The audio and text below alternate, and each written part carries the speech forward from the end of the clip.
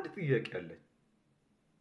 መድረክ ላይ ወጥተው የሚጮሁ ማይክ ተሰጥቷቸው ድምጻቸው እስኪጠፋ ድረስ የሚንጫጩና ጉሮሯቸው እስኪቀደድ ድረስ ድምጻቸው ከፍ አድርገው መድረክ ላይ የሚሽከረከሩ አገልጋዮች ይገርሙኛል። ምንድነው እንደዚህ የሚያደርጋችሁ ተብለው ሲጠየቁ አይ መንፈሱ ነው ይሉናል።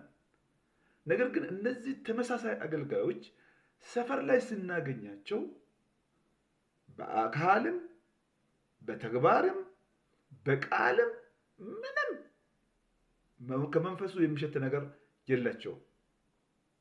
ይደበቃሉ፣ ድምጻቸውን ያጠፋሉ፣ የመንፈስ ፍሬ አይታየባቸውም። ስለዚህ እዛ መድረክ ላይ የሚያጮሃቸው ነገር መንፈስ ቅዱስ ነው ብላችሁ ታምናላችሁ? እኔ በኩል አላምንም። እናንተስ?